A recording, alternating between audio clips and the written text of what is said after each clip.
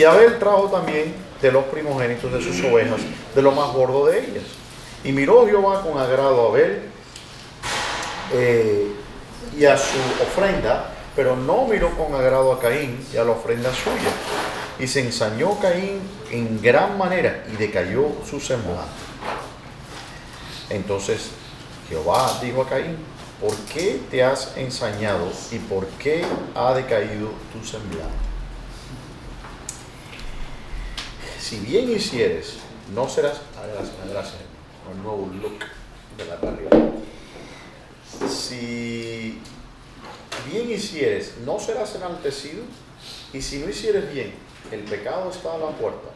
Con todo esto, a ti será su deseo, y tú te enseñorearás de él. ¿Okay? Vamos a ver varias cosas aquí. Vemos que después de ser expulsados del Edén, el Señor bendice a Adán y Eva con dos hijos, Caín y Abel. Al pasar el tiempo, dice que Caín trajo una ofrenda al Señor de la tierra.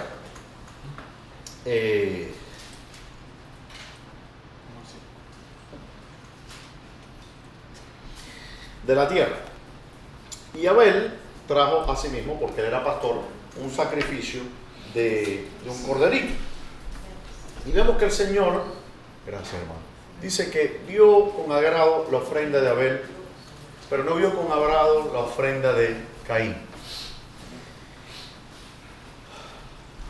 Esto es un tema que se ha hablado mucho en la iglesia, ¿no? A través de los siglos, y que hay muchas diferentes y divergentes opiniones. Pero vamos a ver aquí que hay una enseñanza, hay varias cosas que podemos destilar aquí, es que hay varias enseñanzas. Primeramente vamos a comenzar explorando las razones por las cuales el Señor se agrada de la ofrenda de Abel, pero no se agrada de la ofrenda de Caín. Caín había traído del fruto de su trabajo. Caín había sembrado la tierra, habría labrado la tierra, había trabajado con el sudor de su frente. ¿Recuerdan la maldición que había caído sobre la tierra por causa del hombre?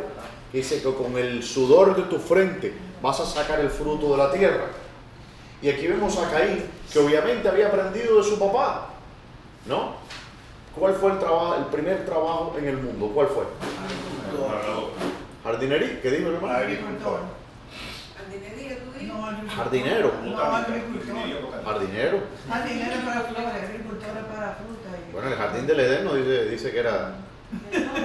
Le digo, lo puso para cultivar el jardín. Agricultor, dinero de flores. Jardinero o agricultor, custodio, como usted quiere decir, sembrador. Vaya. Y vemos que Caín sigue los pasos de papá. Caín también se encarga de hacer qué cosa. Nótese algo. Cuando el Señor castiga a Adán, primero cuando el Señor crea a Adán, lo pone en el huerto del Edén para que lo cultive y lo guarde. Cuando el Señor castiga a Adán, lo saca del huerto y lo pone en la tierra. ¿Para qué? Para labrar la tierra. Caín aprendió de papá. Caín era labrador también como papá. Estaba haciendo el oficio de papá. Eso no es infrecuente verlo. Vemos que usualmente los hijos siguen los pasos de los padres, sobre todo en nuestros países, ¿no? Llevan 5 generaciones de panaderos, ¿no? Se moría el viejo panadero, el hijo seguía y así llevaban una familia. De hecho, muchos de los nombres, de los apellidos, vienen de esas tradiciones. Los Herrera, ¿por qué vienen Herreras? Porque eran herreros, ¿no? Los míos iban a la cárcel. ¿Los qué? Los míos iban a la cárcel. Usted, no quiero analizar el apellido suyo, los Balcarce. ¿Por qué?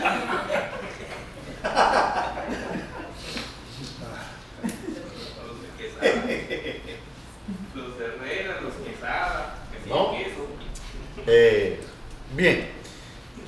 Entonces vemos que los padres, los hijos usualmente hacían lo de padre, entonces aprendió bien Caín. Caín era un hijo obediente. Caín era un hombre trabajador, porque usualmente, primeramente vamos a ver qué atributos tenía Caín. Simplemente a Caín lo encasillamos en la casilla del malo, que llegó a convertirse en el malo de la película. Pero al principio no era así, parece que era un hombre trabajador, estaba labrando la tierra y trae de sus buenas intenciones una ofrenda al Señor. que el Señor rechaza. Su hermano es pastor. Y no que no se requiera trabajo para ser pastor de ovejas, pero no es el mismo trabajo que para ser un labrador. El pastor cuida las ovejas, obviamente, acampa, pero la mayor es un trabajo dentro de él, simplemente está pastoreando las ovejas, cuidándolas. A lo mejor tiene que ayudarla cuando la oveja tiene que parir, ¿no? O quitarle la lana para hacer. Pero en realidad es un trabajo que requiere un menos esfuerzo físico, y estoy hablando aquí en mi ignorancia, yo no soy campesino. Cuidado de las fieras. Cuidado de las fieras, pero no es un trabajo activo, solamente si viene una fiera, ¿no? O probablemente le puso un vallado alrededor de las ovejas, tendría, me imagino, también un perro o un dinosaurio que usaba para, ¿no? Un pterodáctilo para que espantaran los, ¿no? Un tiranosaurio rex. Sí, un tiranosaurio rex que se llamaba Fido, ¿no? Y el pterodáctilo Fifi, que era el que volaba y guardaba. Bueno, entonces, no sé, entonces es un trabajo un poco menos laborioso, extenuante. Y viene que ahí me ofrece, ¿qué cosa? Del fruto de la tierra. Y Caín me ofrece un fruto de un cordero.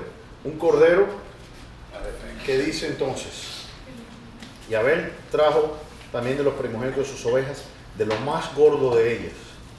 Y miró Jehová con agrado a Abel y a su ofrenda. Aquí sabemos que si tuviéramos que hacer un sacrificio en la iglesia, sabemos a quién tenemos que sacrificar, ¿no? ¿Ok? Si tenemos que... Un agregado.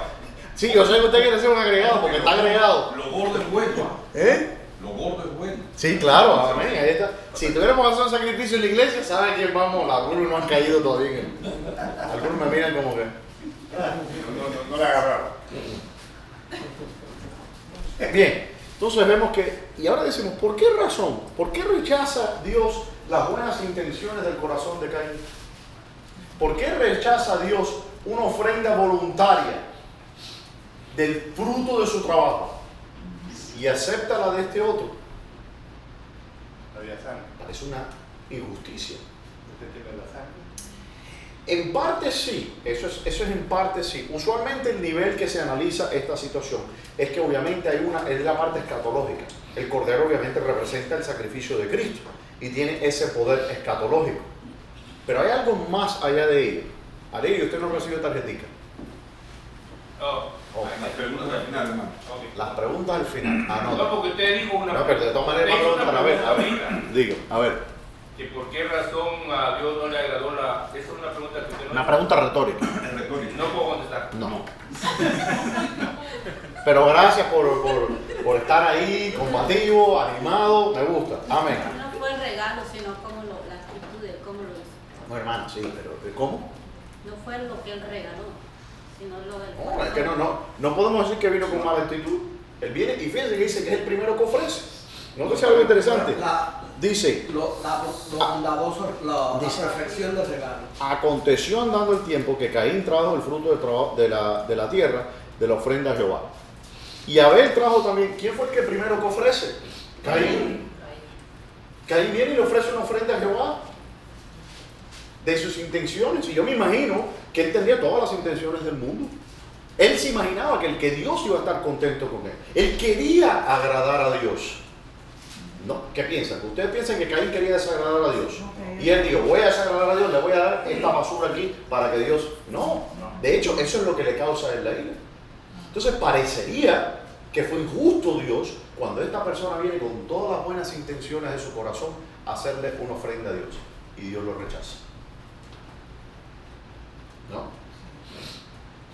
¿Por qué Dios lo rechaza? Hemos analizado, y usualmente se enseña, como le comentaba el hermano, que primeramente porque hay un poder simbólico y escatológico en el sacrificio que se ofrece. El sacrificio, todos los sacrificios del Viejo Testamento, en cuanto a que tenían la eficacia de limpiar de los pecados, era porque eran un símbolo o una representación de ¿qué? Del sacrificio perfecto que es Cristo, en cuanto a que imitaban aquel sacrificio perfecto. Entonces ya vemos que en ese aspecto una ofrenda de legumbres y lechugas queda muy corto de la medida. Pero hay algo más allá de ello. Porque si vamos conmigo nuevamente al capítulo 3, Vamos al capítulo 3, verso 17, y dice, y al hombre dijo, por cuanto obedeciste a la voz de tu mujer y comiste del árbol de que te mandé diciendo, no comerás de él, maldita será la tierra por tu causa. Y aquí viene Caín a ofrecerle una ofrenda de maldición a Jehová. ¿Entiende ahora por qué él rechaza el fruto de una tierra que iba a ser maldita? Que había sido maldita, mejor dicho. Porque dice, la tierra por tu causa, con dolor comerás de ella todos los días de tu vida. Espinos y cardos te producirá y comerás plantas del campo. Entonces una tierra que estaba bajo maldición, tú no puedes ofrecerle eso ahora a Dios. Pero lo que le ofreció fueron espinos y cardos. Bueno, no que le ofreció espinos y cardos, le ofreció tierra, probablemente legumbre, de tomate, no sé lo que habrá, de hortalizas. Pero eso salió de una tierra que estaba maldita. Y por tanto, lo maldito no se le puede ofrecer al Señor. Entonces, aquella ofrenda que le trae Caín era una ofrenda apestosa. Caín sabía, obviamente, que era una ofrenda que no era aceptada. ¿Por qué sabía? Por varias razones. Una, vemos que hay una intención de ofrecerle a Jehová. Primero, me imagino que él sabría de su padre la historia de lo que había ocurrido en el huerto del Edén. ¿No? Aquí estoy, nuevamente, asumiendo, me imagino que de algo hablaran, y no había mucho de qué hablar porque no había, la historia de la humanidad era bastante breve en ese entonces, no era que habían pasado miles de años, podían hablar ¿no? Entonces me imagino que habían hablado de lo que pasó, del incidente con la serpiente, cómo ellos vivían. Dice, tú ves aquel lugar que está allá, dice, ahí vivíamos papá y mamá, hasta que pasó esto y esto, y los niños habrán escuchado esa historia. Entonces algo interesante también, en la ofrenda de Caín tiene también un gusto, como un sabor a lo que hicieron Eva y Adán. Ellos cubrieron su desnudez, ¿con qué? Con hojas de higos. Ellos usaron las plantas para cubrirse de su pecado. Y aquí viene entonces ahora Caín a hacer una ofrenda al Señor. ¿Con qué? Con el fruto de una tierra que estaba maldita, con el fruto de la maldición. Entonces, ¿Pregunta? ¿Si es una pregunta? No, Ah. para preguntar. Entonces Caín estaba... He's asking question. Caín ya tenía conocimiento de que la tierra maldita, obviamente su intención no era agradar a Dios. Bueno, no creo que no sea que su intención no fuera agradar a Dios. Es simplemente que ese es el espíritu religioso. Y está en todos nosotros, no nada más que en Caín. Nosotros vemos a Caín como si fuera un caso único, el malvado, pero nosotros no somos como él. Somos iguales que él. Queremos. ¿Cuántas veces usted le ha escuchado a una persona decir, yo soy cristiano a mi manera? ¿No? Yo no necesito ir a la iglesia para estar bien con Dios. Eso es Caín. Eso lo pudo haber dicho Caín fácilmente. Yo le voy a ofrecer esto a Dios. Viene a una tierra maldita, no importa, pero él. Y aquí viene otro nivel de análisis. Es el fruto de su trabajo. Él le viene a ofrecer sus obras, lo que él produjo con su trabajo a Dios. ¿Ven? Abel no hizo crecer a las ovejas, no las engordó. Todo eso es la providencia divina. Las ovejitas paciendo, él simplemente se sentaba ahí a mirar que no venga el lobo, que no venga, ¿no?, el dinosaurio, lo que fuera, a comerse las ovejas. Y otra cosa también, el sacrificio, y esto lo sabemos no solamente por este pasaje, que no nos da ese detalle, pero lo vemos en otros pasajes en la Escritura. Los sacrificios eran qué cosas, sobre todo en este tiempo, en el tiempo pre-ley. ¿Qué se hacía con los sacrificios? Se derramaba sangre. Bien, no, a no ser que le electrocutaran, lo metieran al cordero en silla eléctrica. Claro, se derramaba sangre, pero ¿qué hacía después? Se dividía en dos. Los sacrificios se dividían, ¿ok? Y había una división. De hecho, Teodosio y San Jerónimo habla de él, dice que el sacrificio, dice, aunque la intención era buena, el sacrificio no fue hecho apropiadamente, porque uno no puede dividir una ofrenda vegetal, por decir así. Solamente puede dividir la ofrenda del cordero. Y eso era importante también, porque era necesario dividir la ofrenda del cordero.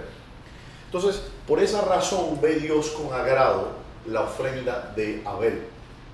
Porque en Caín vemos el espíritu religioso, el mismo espíritu que habían tenido papá y mamá cuando hicieron su propia justificación en las hojas de la higuera. Cuando buscaron por sus propios medios arreglar este problema, arreglar este desbarajuste que se armó. Ahora viene Caín también, y Caín por sus propios medios, por su propio pensamiento, por lo que le pareció a él, yo voy a hacerle esta ofrenda a Dios, pudiendo consultar a Dios de cómo es que se le debía adorar. Obviamente él tiene un diálogo aquí con el Señor. No podemos olvidar, nosotros pensamos que, yo he escuchado a veces, hay pastores que predican y dicen, no, porque después de la caída de Adán, la comunicación con Dios como que se rompió. Bueno, no, porque vemos que Adán siguió hablando con el Señor. Aquí vemos un diálogo que existe entre Caín y el Señor. Entonces la pregunta es, ¿no podía haber venido Caín y decirle, Señor, quiero hacerte una ofrenda? Quiero hacerte. Yo sé que no funcionó muy bien la cosa cuando estaban papá y mamá en el Edén, según me han contado, que ellos trataron de hacerse higueros, y tú les enseñaste cuál era el sacrificio correcto, porque después que el Señor hizo, ¿qué hizo? Los cubriste, Señor, no con hojas, ¿ok? Con pieles. ¿Está viendo? Ya había un patrón. Estos niños no se criaron sin una... Estos niños iban a la escuela bíblica, a la escuela dominical. No es que se criaron sin instrucción de las cosas de Dios. Sabían. Habían visto el patrón. Sin embargo, él quiso ofrendarle a Dios lo que él quería ofrendarle a Dios. La Biblia no nos da estos detalles, lo podemos ir sacando porque la Biblia nada más no nos provee todos los detalles de cómo pasó la cosa, pero mucho se puede inferir de lo que sí nos da el texto. Sabemos lo que hizo el hombre, se cubrió el producto de su error, de su pecado, por sus propios medios. Se hicieron delantales. Y el Señor dijo, ¿qué estás haciendo? Y eso es lo que sirve, son las hojas de la religión nuestra, las hojas de nuestras obras. Son aquella hojarasca que dice Pablo que se va a quemar cuando venga el juicio. ¿Y el Señor qué hizo? ¿Los cubrió de qué? De pieles. Les está enseñando que lo que va a cubrir, yo me erizo, gloria al Señor. Lo que va a cubrir tu pecado es el sacrificio del Cordero. Amén. Lo único que te va a permitir a ti presentarte al Señor y no estar en tu desnudez. Fíjate que Pablo está tocando este tema. Cuando Pablo nos... ¿Se acuerdan lo que estamos hablando? Cuando Pablo dice que en el juicio final dice, algunos serán salvos como por fuego. Dice, cuando venga tu hojarasca y paja y todo eso que le vienes a ofrecer, la ofrenda tuya de Caín, sea pasada por el fuego. Dice, cuidado, no seas hallado. ¿Qué cosa dice? Desnudo. ¿Se acuerdan? ¿Saben lo que estoy hablando, hermano? Ok, seas hallado desnudo. Pero el Señor te va a hacer una vestimenta de aquello. Entonces ya vemos ese precedente. Abel, a lo mejor, no lo sé, a lo mejor haber avisado, o simplemente por su propia educación y formal que había recibido de papá y mamá, dijo, no, el sacrificio correcto es un cordero. Porque papá y mamá tienen unas túnicas de piel, y también nos hicieron a nosotros túnicas de piel. Quiere decir que eso es lo que Dios quiere que yo haga. Usted no puede ser cristiano a su manera. Usted no puede interpretar la Biblia como a usted se le plazca. Hay una forma correcta. Y la forma correcta no es decir correcta, sino decir correcta. ¿Ves? Porque hay una cosa que se llama... sí. Entonces, ¿quién labraba la tierra? ¿Quién labraba la tierra? Si Caín hubiese hecho lo mismo que Abel y se dedicara a ser pastor, igual que su hermano. No. El problema no es labrar, hermano. El problema no es que él estaba haciendo mal labrar la tierra, eso era bueno. Era bueno que aprendió. De hecho, él estaba obedeciendo a Dios porque el Señor sacó a Adán para la tierra, ¿para qué? Para labrarla. El pecado no es que él estaba labrando la tierra. Ese no es el problema. El pecado era que él no le dio el sacrificio correcto al Señor. Eso no tiene que ver nada con la Él verdad. trajo lo que quiso. Lo trajo lo que quiso. ¿Qué siervo podría venir a su hermano y decir, oye, mi hermano, quiero hacer un sacrificio al Señor? Te voy a dar un saco de aguacate y otro saco de papa y una caja de tomate y me das el corderito porque se lo quiero ofrecer al Señor. Claro. ¿Podría haber hecho eso? Y dice, sí, ok, mira, aquí está esto.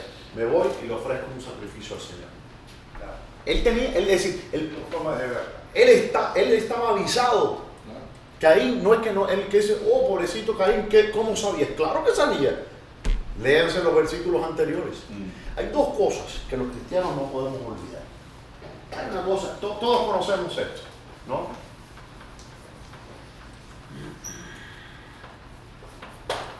¿Qué significa esto? Orto, derecho, ortodoxia, doctrina. Ahí está. derecho, Correcto. derecho o correcto o recto, ¿no? Recto. Enseñanza. Y esto, doxia, es doctrina o enseñanza.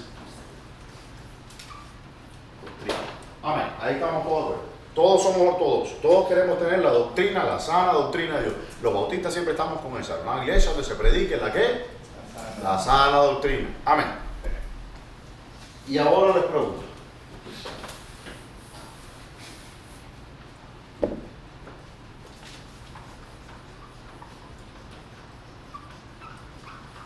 ¿Qué es esto? La práctica de planta, la autopraxia. Movimiento. Ortopraxia es lo mismo. Es recto, Caminar ¿no? recto. Recto o derecho, Con ¿no? experiencia, por práctica. Derecho y praxia es práctica. No es solamente tener la doctrina correcta, es también tener la práctica correcta. ¿Ves? Lamentablemente, yo a veces veo los videos de los pastores estos en las mega iglesias que hacen un show de luz y el pastor viene descendiendo una cosa y hacen un todo eso. Las iglesias tienen dos cosas. Bueno, las iglesias verdaderas tienen solo una. Pero en las iglesias usted va a ver una de dos cosas. Y eso le va a enseñar a usted si usted tiene una iglesia correcta o no. O va a ser una de las indicaciones. La iglesia tiene o un altar o un escenario. Si usted entra a una iglesia y lo que se encuentra es un escenario, pues así como usted entró, salga y vuélvase. Porque el escenario está poniendo a un hombre, a un pastor, como el centro de ese teatro. Los teatros tienen escenarios. Hay una razón por la cual siempre ha existido una arquitectura sagrada. ¿Y qué quiero decir con eso? No que la arquitectura sea mística, un valor místico. Lo que estoy diciendo es una arquitectura sagrada que responde a la ortopraxia de cómo los cristianos adoran. Cuando nosotros ponemos aquí, con los que le toca poner arreglar la iglesia para nosotros adorar al Señor el domingo, ¿qué es lo que se pone? Se pone la silla. ¿Qué más usted encuentra? Púlpito. El púlpito. ¿Y qué es lo otro que está? Hay un altar. Nótese algo interesante. El púlpito en todas las iglesias bautistas está detrás, y como siempre estuvo en todas las iglesias tradicionales. ¿Dónde está el púlpito? El púlpito está delante del altar, está detrás del altar. Porque el púlpito, la palabra de Dios nos señala al altar, al cordero, a la comunión del pan y del vino, a Cristo. El centro es el altar del cordero. Ese es el centro de la iglesia. No es un show, no es una plataforma para yo lucirme y hacerme el místico y poner las lucecitas aquí y los rayos láser ni nada de eso. Eso no es una iglesia. Ah, pero pastor, usted está juzgando. Sí, estoy juzgando, pero no yo. La palabra de Dios es la que juzga eso. Y yo me someto a la palabra de Dios.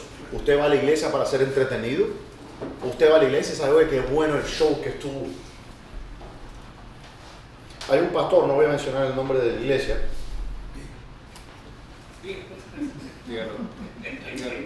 Juan, para la iglesia. Ay, me agarró un estornudo. Y el pastor de esa iglesia dijo que el predicador favorito de él era su hijo. Y esa es una indicación que un neófito, que un niño va a ser tu pastor preferido. Un niño que no ha sido probado en las cosas del Señor. Un niño que tiene que aprender de ti. ¿Tú te vas a someter a la enseñanza de ese niño? Pero es cool, ¿no? No hay respeto ni reverencia por las cosas de Dios. Es que ustedes son anticuados. Por supuesto que somos anticuados. Porque Dios es el mismo ayer, hoy y por los siglos. Amén. La iglesia no debe cambiar como cambian los tiempos. Ni vamos a cambiar. Aunque me quede yo solo aquí con 3 o 4. No importa, Dios proveerá. Vamos a seguir teniendo el centro de la iglesia y de la adoración va a ser ¿qué cosa? Cristo. El altar. El altar. La palabra señala y cuando predica es para que ustedes vuelvan sus corazones al altar. Por eso hacemos los llamamientos al altar.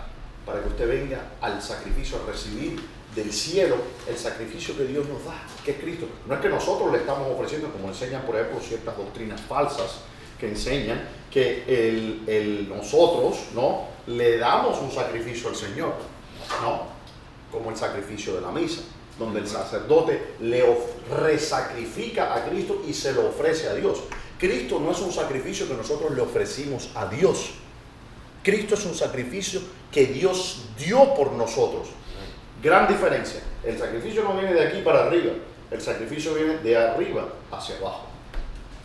¿Entienden lo que estamos hablando? Y estas cosas son importantes. De lo recibido de tu mano. ¿Verdad? ¿Qué? La palabra misma dice de lo recibido de tu mano. De lo recibido, exactamente. Lo recibido de tu mano. Así mismo.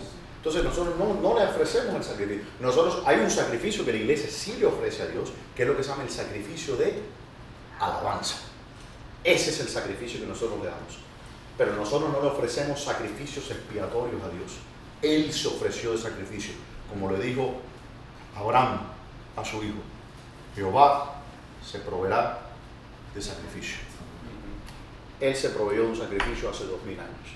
Entonces esto es importante. Esto es importante. Cuidado, cuando usted ve un escenario, váyase de ahí. Y tiene necesita, No, eso lo está entreteniendo. Yo no vengo aquí, usted no venga aquí a que lo vamos a entretener. Déjeme decir, el entretenimiento de esta iglesia es pésimo. Los actores y los cantantes, mejor váyase a otro lugar. Porque aquí no estamos para entretenerlo, ese no es el enfoque. Aquí estamos para edificarlo, para corregir, para redarguir, para que crezcamos juntos, ¿no? Para alimentarnos, para eso está la iglesia. ¿Entiende lo que le estoy hablando, hermano? Pues, pero es que tenemos que hacerlo más, ¿cómo es que dicen ellos? Es una palabra que ellos usan. más moderno, más actual. Contemporáneo. No es contemporáneo, ellos le dicen, se me olvidó la palabra, cuando quieren hacerlo como asequible a los jóvenes, para que los jóvenes... Atractivo. Como atractivo, pero no es la palabra. Cuando usted quiere hacerlo atractivo a los jóvenes, entonces no es el evangelio lo que usted lo está trayendo, es al mundo. Yo no voy a traer al mundo, el que no sé si, la palabra de Dios no es atractiva para muchos. La palabra de Dios tiene, miren la parábola del sembrador. Yo no sé por qué estoy hablando de esto tanto, no sé. La parábola del sembrador cayó en 3 diferentes tierras. Bueno, 3 que rechazaron, 3 que no sirvió de nada. De 4 corazones, 3 no sirvió, no dio fruto, no hubo salvación, no se gestionó la salvación. Solo una tierra produjo fruto a 100 por 1. Solo uno de esos 4 corazones que se le predicó el evangelio recibió al Señor y fue salvo. De 4 almas que usted le predique, uno va a ser salvo. ¿Entiende lo que le digo? Volvamos al tema. Y Caín entonces, como de la misma manera que cuando usted trata de corregir a una persona que insiste en su error, que dice, yo adoro a Dios a mi manera, yo tengo mi forma de creer, yo tengo mi forma de ver las cosas. Sí, usted y yo todos están, ok, muy lindo. La pregunta es, ¿la forma de usted ver las cosas es la forma en que Dios ve las cosas? ¿Me entiende? Al final de cuentas, porque cuando Dios nos juzgue, Él no le va a decir, a ver, ¿y qué pensabas tú de esto? Ah, qué interesante, venga, sí, entra. Dice la cuestión, ¿qué piensa Dios sobre el asunto? ¿Qué piensa Dios sobre este asunto? No sé cuál es el asunto que sea, fill in the blanks, ¿no? Todos tenemos asuntos que tenemos que negociar en nuestra vida. ¿Qué piensa el Señor de esto? ¿Cuál sería la opinión del apóstol Pablo? ¿No? ¿Qué diría Pedro de esto? ¿Qué diría Esteban? ¿Qué dirían los apóstoles que fueron dados a la iglesia para enseñarlos, para redarguirlos? ¿Qué diría el Señor Jesucristo mismo sobre este asunto? Entonces la óptica no debe ser nunca la nuestra. La óptica de Caín, mire cómo funcionó la cosa. Ahora, vamos al versículo 6. Dice, ¿por qué te has ensañado y por qué se ha decaído tu semblante? Ahora Caín, en vez de corregir su error y decir, ve, aquí vemos nuevamente, siempre hay una oportunidad para volverse atrás, para arreglar cuentas con el Señor. Entonces Caín, en vez de ir al Señor, cuando el Señor le dijo, porque el Señor le está dando una oportunidad. Cuando mis hijos andan en una cosa, le digo, vamos a ver qué es lo que está pasando, qué es lo que pasó. Vamos a arreglar la situación aquí, a ver cómo arreglamos esto. Le estoy dando una oportunidad de corregirse. Fulanito, dime la verdad, esto y esto fue lo que pasó. A ver qué fue lo que pasó. El otro día tuve un incidente con mi niña y entonces papá tuvo que confrontarla. Como la mía es así. Y le dije, Guti, ¿tú le estás diciendo la verdad a papá?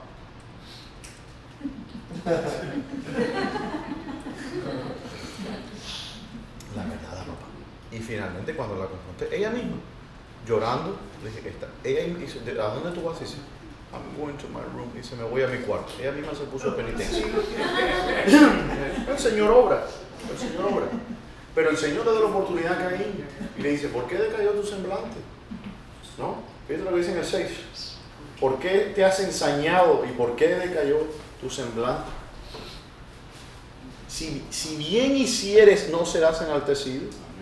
Y si no hicieres bien, el pecado está a la puerta. Con todo eso, a ti será tu deseo, su deseo, y tú se enseñorearás de él. Eso de a ti será su deseo, ¿ok? Lo vimos cuando a Eva se le castigó diciendo a él será su deseo, lo que significa que él va a tener dominio sobre ti, o un señorío sobre ti, va a hacer lo que quiera contigo. Básicamente, el deseo. No, aquí no es en el contexto de concupiscencia, sino que él va a señorearse, va a hacer lo que quiere decir, lo vas a matar. ¿Qué es lo que quieres hacer? En ese momento Caín debió haber dicho, Señor, tienes razón. ¿Sabe por qué se me decayó el deseo, Señor? El semblante. Porque yo te hice una ofrenda y tú la rechazaste. Y aceptaste la de mi hermano. Y yo quería agradarte, Señor. Y el Señor me ha dicho, ¿me puedes agradar todavía? Hay oportunidad. No acepté tu ofrenda por esto y por esto y por esto, porque me ofreciste una ofrenda de maldición. El fruto de una tierra maldita. Si bien hicieres, no serás enaltecido. Ahora, hubo ahí oportunidad de corregir el problema. Y Caín hubiera dicho, sí, ¿qué me voy a decir? A ver, mira, mi hermano, dame el oveja. Yo tuve unas palabras con el Señor, Él me dijo ya lo que tengo. Y terminó el asunto, ahí de que. Pero el ser humano le gusta echarle leña al fuego del pecado y de la maldad. No reconocer. No fue humilde, no fue humilde. No, que va a ser humilde, para nada. Él, al contrario, si mi pueblo sobre el cual es invocado mi nombre, ¿qué dice? Se humillará. Y se apartará. Para, dice. Pero el hombre que reprendido dice que endureciere su servicio, de repente será que dice, quebrantado, y no habrá qué cosa. No habrá remedio, no hay medicina. No habrá para él, creo que la versión antigua dice no habrá para él medicina. En la versión de 1909, ¿no? Dice así. Y no habrá para él medicina, no hay cura. Entonces viene, y otra cosa que este es un versículo importante. Las enseñanzas de los reformados, y aquí es el punto que debemos hablar un poco de esto, revisitar nuestra postura. Bueno, sí, lo que hemos aprendido, por ejemplo, cuando vimos el libro de Romanos. Recuerden que habíamos hablado un poco, y esto lo vimos un poco en el capítulo 3, cuando hablamos de que la maldición que cayó sobre Adán no fue una maldición sobre su naturaleza. No sé si ustedes recuerdan que cuando estábamos leyendo el libro de los Romanos y llegamos a Romanos capítulo 5, 12, que Agustín, ¿no?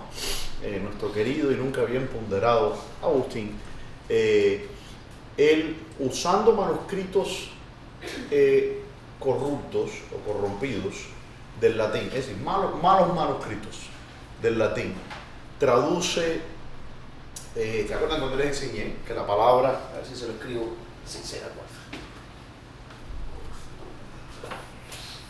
en Romanos 5:12 dice, por cuanto dice, el pecado entró en el mundo por un hombre.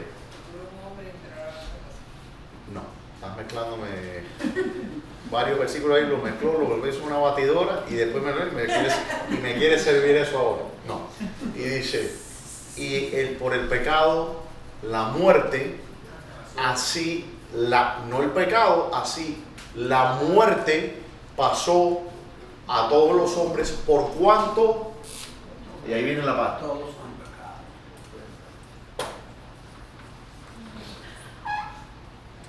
Por cuanto todos pecaron. Eso dice en su texto en español, Reina Valera de 1960, ¿cierto? ¿Qué dice ahí? Por tanto, como el pecado entró en el mundo por un hombre y por el pecado la muerte, así la muerte pasó a todos los hombres por cuanto todos pecaron.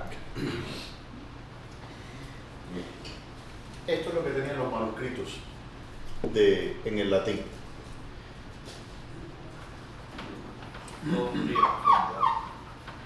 ¿En quién?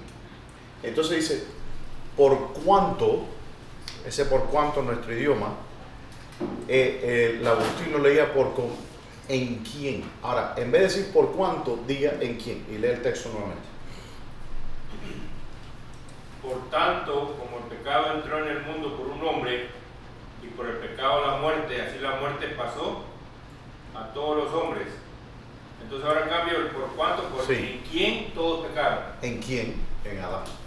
Entonces la enseñanza es que la culpa de Adán es heredada por todos. Esta es la doctrina del pecado original. Porque en Adán, ¿en quién todos pecaron? El problema es que eso no es lo que dice la Biblia. Y eso se le señaló a Agustín cuando aún vivía. Y sin embargo, él no corrigió su error. La doctrina del pecado original no existe en la iglesia griega ortodoxa, por ejemplo. Ninguno de los padres griegos habló, ninguno de los padres de la iglesia nunca habló del pecado original. Porque simplemente en el griego es imposible derivar por la estructura gramatical del griego que el pecado es lo que se heredó de Adán. Cuando se tradujeron estos textos griegos al latín con manuscritos malísimos, que era lo que tenía en realidad Agustín. Recuerden, Agustín es contemporáneo de Jerónimo. Jerónimo todavía no había traducido la Biblia, ellos son contemporáneos. Y la traducción de la Vulgata es una traducción magistral, ¿ok? Y tiene la traducción correcta, dice, por cuanto todos pecaron. ¿Ve? En la Vulgata. Y eso cambia un poquito el sentido de las cosas. No es lo mismo enseñar que la muerte pasó a todos los hombres por cuanto todos pecaron, a decir que la muerte pasó a todos los hombres porque habían pecado en Adán. Son dos cosas sustancialmente diferentes. Una apoya la noción de que todos los seres humanos poseen una naturaleza pecaminosa. Esa doctrina que muchos de los reformadores defienden con gran vehemencia y tienen que defenderla porque es uno de los puntos, de los 5 puntos calvinistas, lo que se llama la depravación total. Es una doctrina católica, es una doctrina sostenida y propagada por la Iglesia Católica. Por medio de Agustín, esa doctrina pasó a ser enseñada por Pedro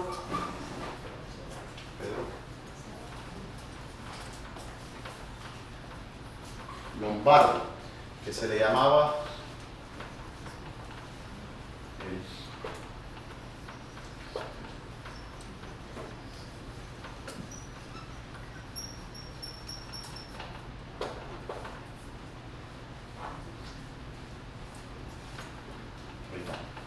el maestro de las sentencias, porque él escribió un libro que se llama, escribió un tomo de 4 volúmenes que se llama Las sentencias de Pedro Abelardo, escrita en el siglo XI.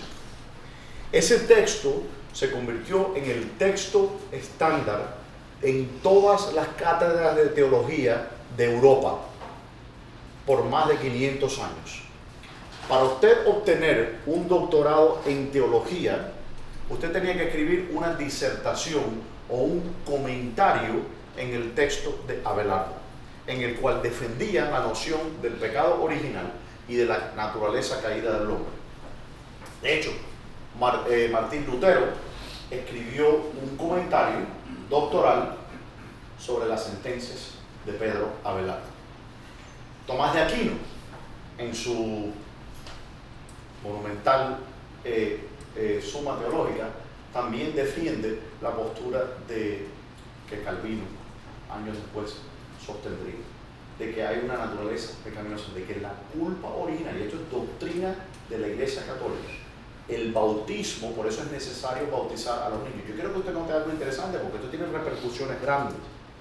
Nosotros los cristianos, los bautistas, no bautizamos a infantes. ¿Por qué? No tienen decisión, son inocentes. No tienen conocimiento. Porque son inocentes. Alguien démele un zapatazo allá. No tienen No conciencia. son conscientes de lo que está pasando. No se puede sumar eso. Porque no pueden ejercer fe. Por eso, ¿estás consciente? Si están conscientes, mamá. ¿Estás consciente de lo que es Yo la entiendo. creencia? No te pueden ejercer fe. Y la fe es, sin fe, uno no puede ser bautizado. Nosotros creemos en el bautismo del creyente. Si una persona no tiene la capacidad de profesar una fe, no puede ser bautizado. No existe un solo ejemplo en la Escritura donde un niño haya sido bautizado. Siempre fueron personas que creyeron.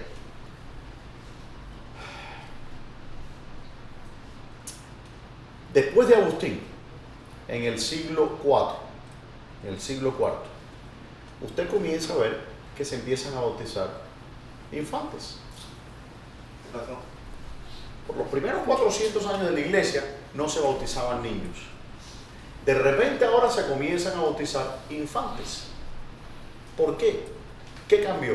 Bueno, si la doctrina... Claro, su naturaleza es verdadera, están pecando.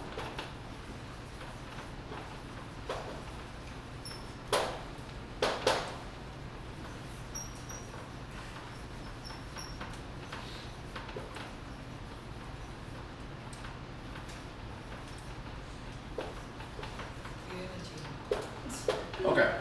Si la doctrina del pecado original es correcta y toda persona que nace con la culpa de Adán, que es el pecado original, no solamente que nace con una naturaleza pecaminosa, sino que nace con la culpa del pecado de Adán, ¿ok?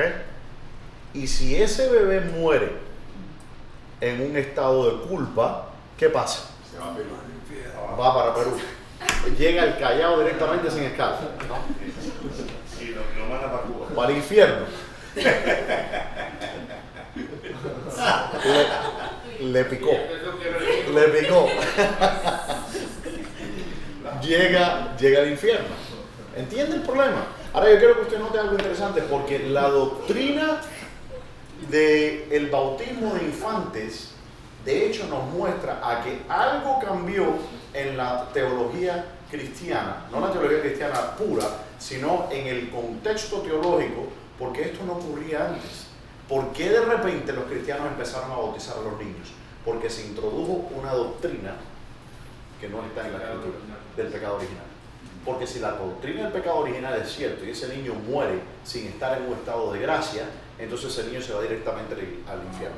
En el catecismo de la Iglesia Católica se enseña que el bautismo, ¿cuál es la función del bautismo? ¿Qué es lo que hace? Limpia el pecado original y lo pone a una persona en un estado de gracia. No permanente. Usted puede caer de ese estado de gracia si comete un pecado mortal. Esto es lo que enseña, no lo digo yo, esto dicho sea de paso, esto es lo que enseña el catecismo, ¿entiende? Pero por eso digo que hubo ese cambio. Ahora, ¿pregunta? No, cuando cuando dice que no es solo Jehová, ya los hijos no llevarán la entera de los padres, cada uno te va a subir a su propio pecado. Sí. Cuando habla de la entera, habla del pecado. Sí. ¿No? El pecado Bueno, dice, llevaba al padre. el hijo no llevará el pecado del padre, ni el padre el pecado del hijo. Eso es bíblico. Entonces, no hay pecado original. Y eso yo estoy cansado de martillarlo sobre la cabeza. Si una persona peca por naturaleza, entonces no es culpable. No, ya lo tiene en sus genes, no sabe. De hecho, en el Código Civil Romano, a ver, me viene a la mente, hay una cláusula que dice legitum est quod necessarium est. Dice, es lícito o legal aquello que es necesario. Si usted hace algo por naturaleza, eso es algo que es obviamente necesario, porque todo lo que es natural es necesario. Por tanto, es lícito, no es ilegal. Incluso bajo la ley, el código antiguo romano, uno no era culpable ni responsable por actuar de una manera que era consonante con la naturaleza suya. El perro no es culpable de ladrar, porque esa es su naturaleza. Bueno, pero aquí lo que vamos a ver es que, y vamos a terminar aquí porque quiero dar tiempo a las preguntas. Primera, Caín no tenía que pecar. El Señor le da una condición, le dice, si bien hicieres, no serás enaltecido, y si no hicieres bien, el pecado está a la puerta. Con todo eso, a ti será su deseo, y tú te enseñorearás de él. tú tomas la decisión. El pecado está a la puerta. Entra o no entra, lo decides tú. Caín no pecó por naturaleza. Y para demostrar ese punto aún más, porque dice, no, es que Caín, ¿cómo se llama? Pecamos todos por la causa de la naturaleza pecaminosa. Ok. ¿Y por qué Abel no pecó? Estaba predeterminado. Pero la cuestión es esa. Si ha sido predeterminado que después de Adán todos heredamos una naturaleza pecaminosa, mira algo interesante que te voy a decir.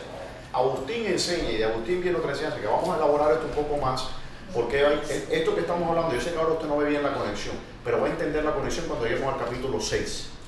Una de las interpretaciones que se ofrece para lo que ocurrió en el capítulo 6, que fue ofrecida por Agustín en su libro La ciudad de Dios, es que habían dos razas humanas. Una raza era perdida, que eran los descendientes de Caín, y una raza de la fe, que venía de los descendientes de Set. ¿Ok? Pero si es cierto que existe el pecado original, es cierto, entonces tanto Set como Caín tendrían que tener la misma naturaleza pecaminosa. No existe ninguna manera que podamos hacer la distinción entre un linaje santo, como dice Agustín, y el linaje pecaminoso de Caín. Las dos ciudades, la ciudad de Caín, del diablo, y la ciudad divina, como dos razas humanas. Eso es insostenible. Eso es importante destacar ese punto y señalarlo, porque ahora usted lo va a ver, pero en el capítulo 6 va a entender por qué estoy señalando yo esto. Bueno, dice aquí, Estamos abiertos ya a las preguntas, dicho sea de paso. A ti será su deseo y tú enseñorearás de él. Habla de que él se va a enseñorear del deseo o el deseo te va a enseñorear de él. No, a ti será su deseo, significa que tú, es como que tú vas a tener que vas a hacer lo que quieras con él. A ti será tu deseo, su deseo significa que tú vas a tener dominio sobre esa persona y que te enseñoreas de él. Es simplemente las dos partes de la misma moneda. Él va a ser tu víctima y tú vas a ser su señor, por decir así. Es decir, que él va a tener autoridad sobre él y él va a hacer lo que quiera con él. Lo va a matar. No el deseo. La expresión de decir, a ti será su deseo, que se usa también para Eva, es una expresión para referirse que esta persona va a estar en una condición de subordinación a esta otra persona. Por eso, siempre que se usa, a ti será su deseo, viene acompañado de la cláusula, te enseñorearás de él. Claro, pero en este caso no es una persona. Porque vemos, por ejemplo, cuando Dios le dice a Adán, a Eva, le dice, y tu deseo será para tu marido, y él se enseñoreará de ti. Claro, ahí es más clara la cosa. Pero no está hablando solamente del deseo sexual ni del deseo de concupiscencia. ¿Okay? Está hablando de un dominio que va a ejercer esta persona sobre la otra. Por eso le está hablando. El deseo aquí significa que tú vas a hacer de él lo que tú quieras. ¿Entiendes? Ok. ¿Alguna otra pregunta? ¿Tarjetitas? ¿Las pueden pasar adelante? No hay ninguna. No hay ninguna. Sí. Si no hay tarjeta, después no me digan que no pregunten, quieren interrumpir después en medio de la sesión. Imagínense usted. Bueno, la tarjeta de blanco se devuelve, ¿no? Bueno, si no la llenaron, devuélvanla para usarla la semana que viene. No estén gastando. O que la lleven para el siguiente. O que si la quieren llevar para escribir preguntas. Quiero contestar. Hay una hermana que preguntó la semana pasada, una de nuestras televidentes, y preguntó si Adán y Eva habían visto a la serpiente como una serpiente hablando. Y la respuesta es que sí, de la misma manera que Balaam vio al burro de hecho hablar. Pero no era el burro el que hablaba, era el ángel hablando por medio del burro, por decirlo así. ¿Ok?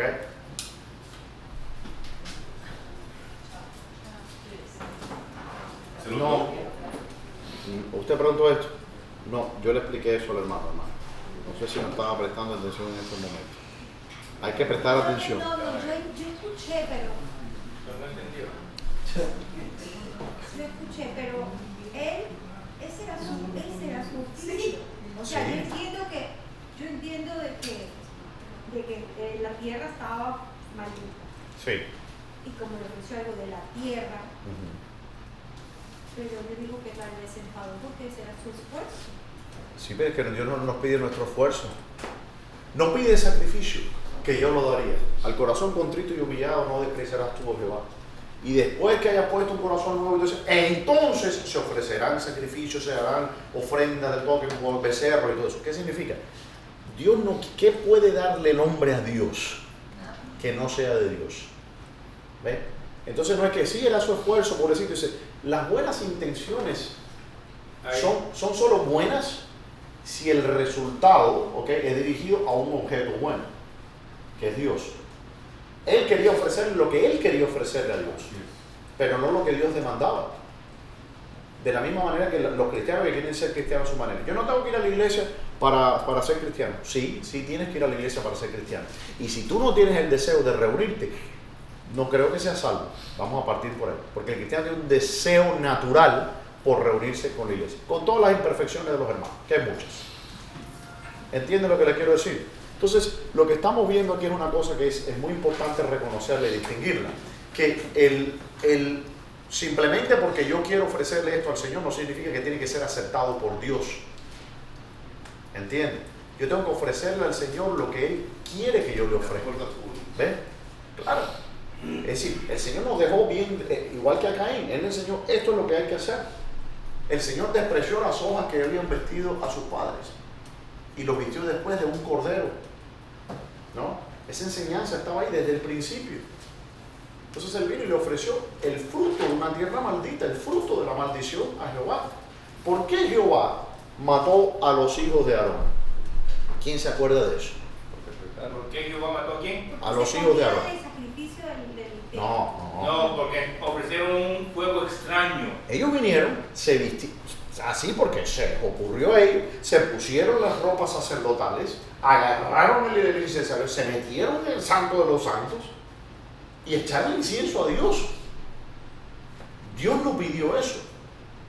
Y le ofrecieron un fuego extraño, un humo que el Señor dijo no. ¿Y qué pasó? Salió fuego y los consumió. Saúl también hizo eso y fue desechado. Saúl también hizo eso. Bueno, Saúl hizo un sacrificio que no le correspondía a él y fue desechado. Simplemente porque usted, una acción que parece ser buena, no es buena si Dios no te mandó que lo hicieras. Y si no es tu lugar. ¿Entiendes? Entonces, por ejemplo, yo como pastor tengo ciertas funciones que no tiene una persona que no sea pastor. Usted no puede usurpar el lugar que Dios le dio al pastor. Eso es incurrir también en un pecado. Hay que respetar el orden de las cosas. Hay un orden que Dios estableció.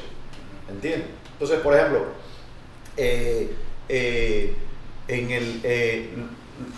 los cristianos modernos que destronan a Dios y hacen la religión a su manera y interpretan la Biblia como quieran, entonces no se están sometiendo a las enseñanzas de Dios. Entonces están enseñando a la que dice la perfecta forma de la doctrina. ¿Ven? Hay una perfecta forma de hacer las cosas ante Dios. Todo hace con orden y está establecido cómo hay que hacer las cosas. Por ejemplo, el incienso tenía una mezcla específica y estaba prohibido pena de muerte usar ese incienso en ningún otro lugar que no fuera en el templo de Dios. Si usted usaba la mezcla del incienso de Dios y decía, bueno, voy a echar un poquitito de incienso en mi casa para que huela bien, muere. No puede hacer eso. Tampoco podía agarrar un incienso que usted sabe usar en su casa y llevarlo al templo y echárselo a Dios. Dios es santo y hay razones por las que Él hizo. Y yo sé que usted a lo mejor no entiende el concepto de lo que significa que la tierra es maldita y nosotros como cristianos modernos, ese es el gran problema que nosotros le hemos hablado en la escuela dominical, que después de la era de la ilustración hemos depurado a la Biblia, a la cristiandad, de todo lo que la enseñanza sustancial de las cosas, ¿no? Todo lo hemos espiritualizado, ¿no? Pero hay cosas que están contaminadas, tangibles, físicas. Dice en el libro de Judas que algunos tenemos que tener, dice, piedad de ellos, dice, teniéndose tocar ni siquiera el bordón de su ropa para no ser contaminados. ¿Ven? La tierra está maldita. Yo no puedo ofrecerles el fruto de la tierra al Señor por muy buenas intenciones. Hay una parte de la Biblia que dice, no sé si me equivoco, que dice que la tierra espera su... Eso en el capítulo 8 de Romanos. Dice que la creación está, dice, como en dolores de... Sí, la tierra. Gime esperando ver la manifestación de los hijos de Dios. Sí. Y también la restauración de la tierra. Sí. Quitarle la condenación. Sí. La tierra espera eso. La maldición se ha quitado, claro. ¿Y esto pasará cuándo? En la resurrección. En la resurrección. ¿Cuál es la maldición de la tierra? La muerte. La muerte. Satanás dice que tuvo el imperio de la muerte. ¿Ves? Entonces, hasta que no ocurra la resurrección, no va a ser quitada la maldición final. Pastor, yo lo que quería aportar era para, digamos, tal vez aclararle la duda a la hermana Mariana. Es el Proverbio 21:27 dice esto: el sacrificio de los impíos es abominación a Jehová, cuanto más ofreciéndolo con maldad. O sea, es una cosa de que vemos lo que Caín hizo. Yeah. La tierra era maldita y a él no le valió, Yeah. hizo una ofrenda abominable. Él sabía que la tierra era maldita, ¿no? Es una cosa que también tiene una cierta practicalidad, ¿no? Cuando usted viene a la iglesia, usted viene vestido así en pijama. Yo he visto personas ir en pijamas a la iglesia. Y dice, bueno, si total, Dios lo que mira es el corazón, Dios no mira. Hay personas que le dicen eso a uno. Y le digo, sí, Dios lo que mira es el corazón, pero las obras tuyas también muestran lo que hay en tu corazón, porque de la abundancia del corazón habla la boca. Y si tú vienes vestido con pijamas y con los pelos parados que ni te bañaste a la iglesia, está mostrando la reverencia y el respeto que tú le tienes al Señor. Dice el apóstol Pedro que nosotros vamos a presentarnos al Señor, dice, lavados nuestros ¿qué? Cuerpos con agua limpia. Entonces hay una forma de presentarse al Señor, una forma de hacer las cosas, hay un orden, una estructura, ¿no? Y el salirse intencionalmente de esa estructura, bueno, incluso accidentalmente, porque los hijos esto, ¿cómo se llaman este hombre que agarró el arca? Elí, los hijos de Elí. No, de No. Uz, el que tuvo el arca. Que fue a agarrar, primeramente quiso ayudar. él quiso, buenas intenciones, quiso ir, tocó el arca, ¡bum! Cayó muerto. Para empezar, ¿qué hacía el arca en una carreta de bueyes? Vamos a partir por ahí.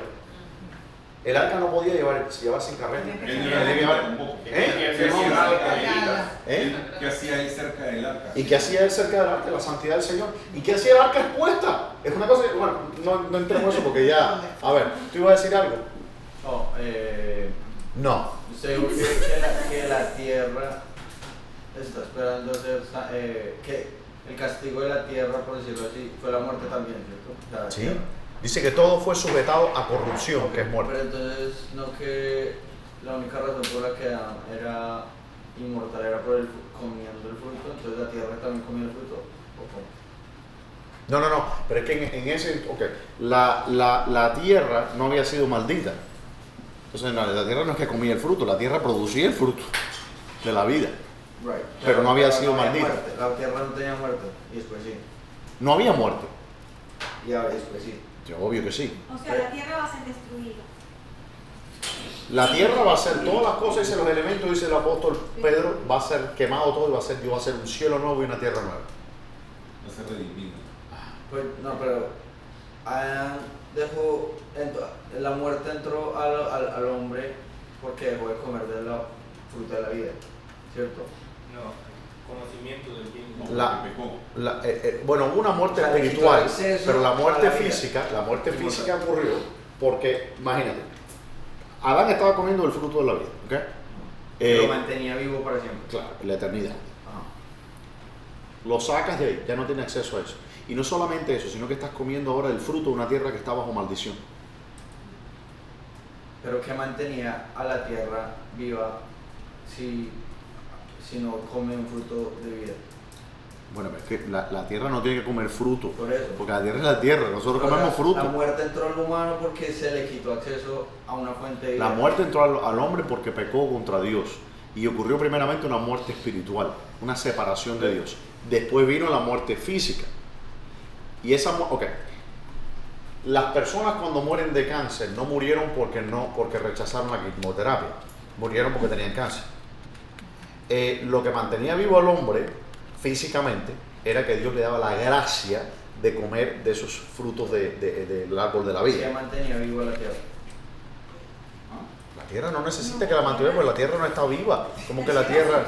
No, tenía vivo al hombre. La tierra no... Es decir, ¿cómo que la tierra? No entiendo que la tierra... Porque entró la muerte a Adán. y también a la tierra. No, la tierra cayó bajo maldición, que significa un estado de corrupción. Todas las cosas empiezan a decaerse y a envejecer, etc. ¿Okay? Eso es lo que significa.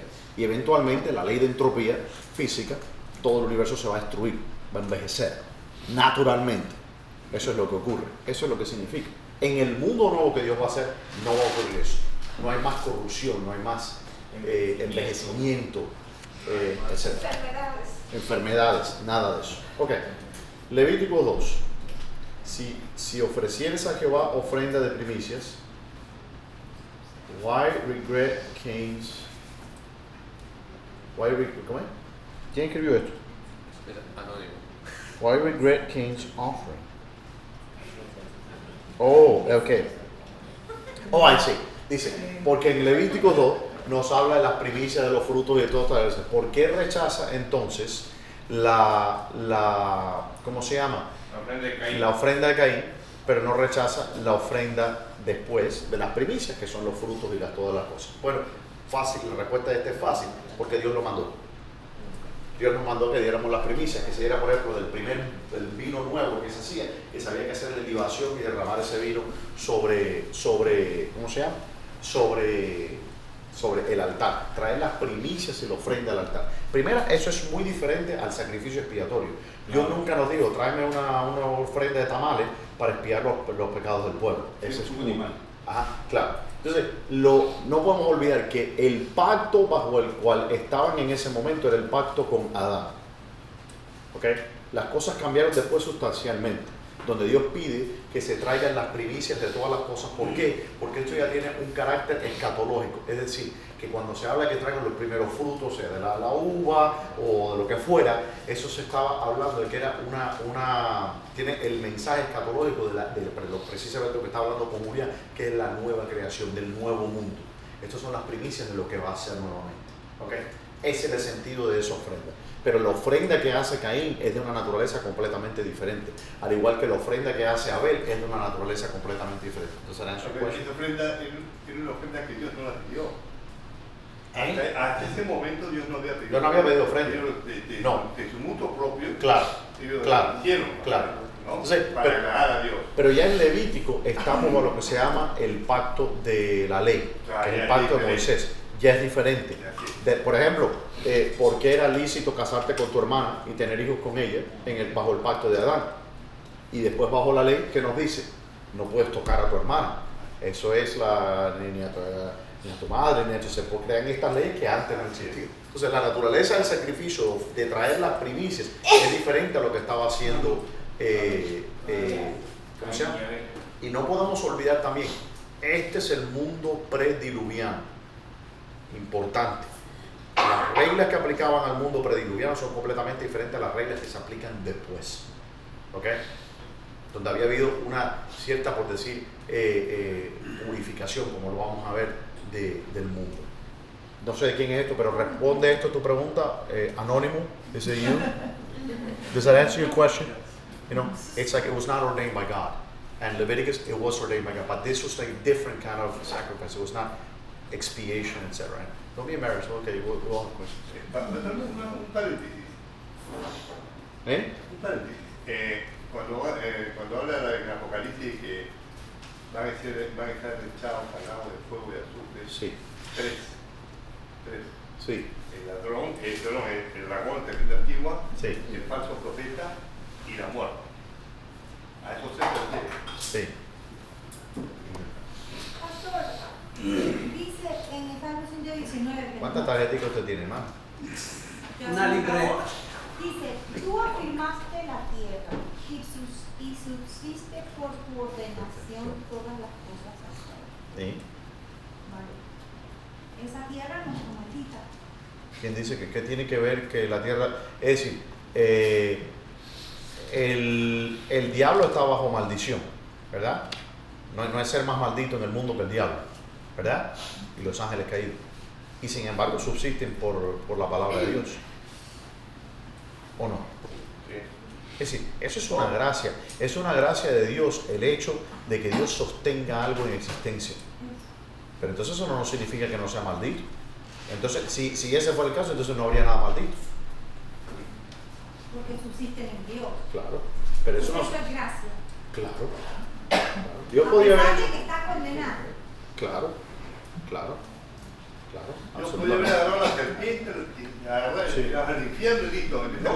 Dios podría, lo peor, el acto, Dios pudo haber traído un mal mayor sobre el diablo, y es la aniquilación.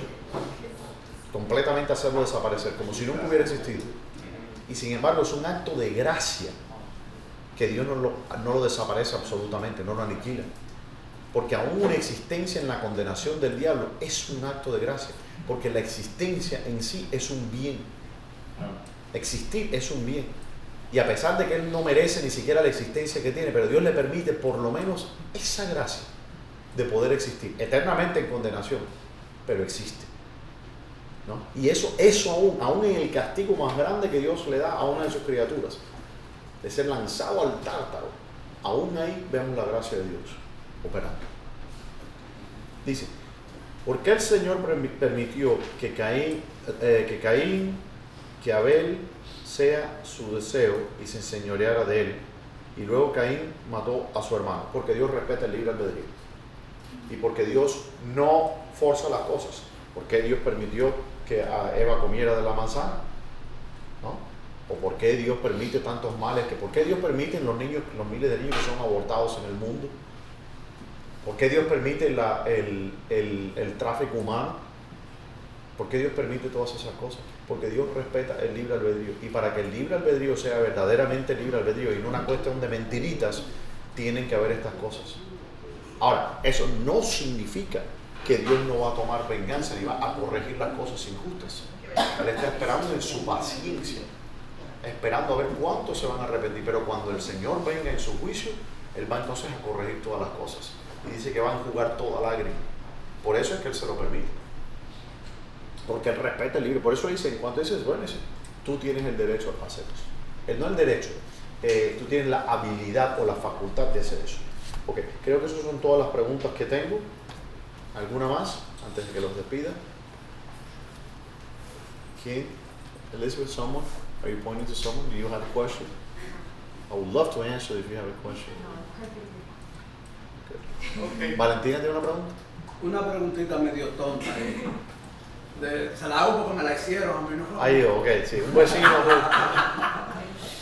El dragón existió realmente, es un símbolo, porque si la Biblia lo menciona de alguna manera, existió.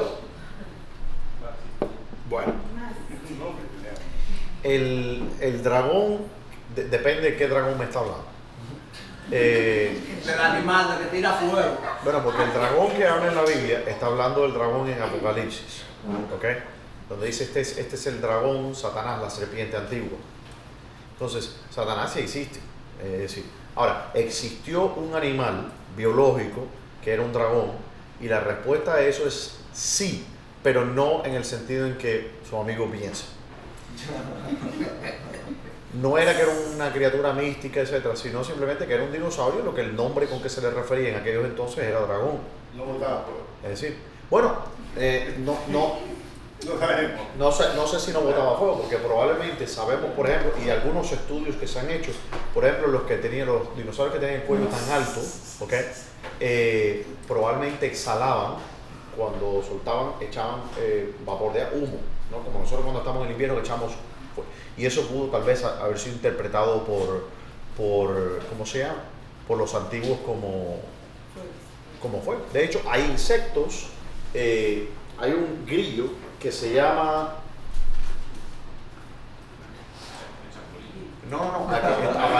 Aparece, está aquí en la Florida, existe. Es como de este tamaño, es un saltamonte y se llama...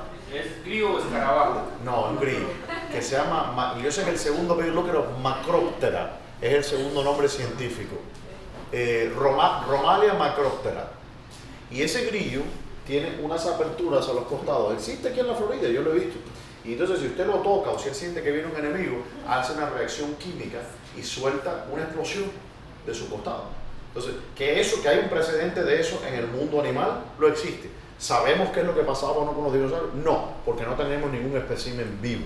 Entonces, que a lo mejor alguno tendría alguna habilidad de ese tipo, no sé, no podemos descartarlo. Ahora, lo que sí le puedo decir que lo que se referían como dragones, y eso usted lo encuentra en todas las culturas del mundo, donde se habla de estos reptiles, son como monstruos.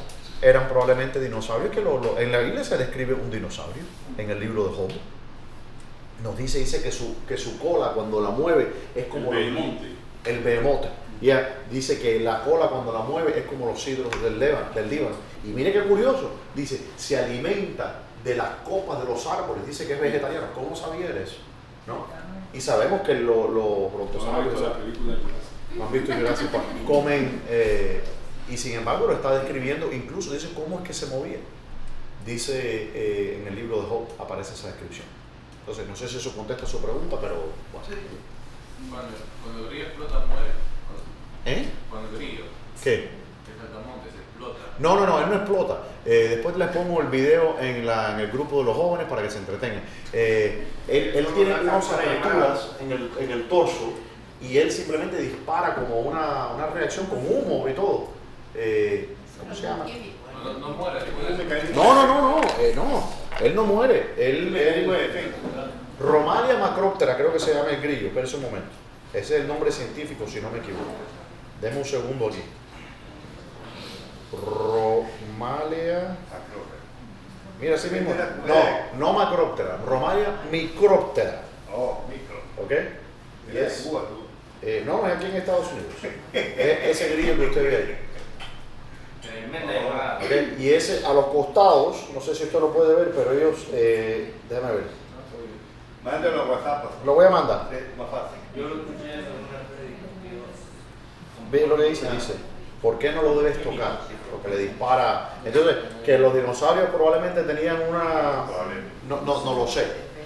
Pero a lo mejor era un mecanismo de defensa. Nadie ha visto un dinosaurio. Probablemente. Pero lo que quiero decir que eso existe, ese precedente en el reino animal hoy día. Ok, ¿alguna pregunta y nos vamos? Porque yo me quiero ir. No sé ustedes. Oramos, por favor. Vamos a orar. Padre Celestial, Señor, te damos gracias por este día. Bendito seas tú, Señor. Gracias por tu palabra. Qué bendición estar los hermanos aquí explorando, Señor, esa Biblia inspirada, Señor. Esa palabra perfecta e inerrante que tú nos has preservado hasta nuestro tiempo. Alabado sea tu nombre por eso. Guíanos con bien a nuestras casas, Señor. Escucha las oraciones y plegarias levantadas en este día y en este recinto, Señor.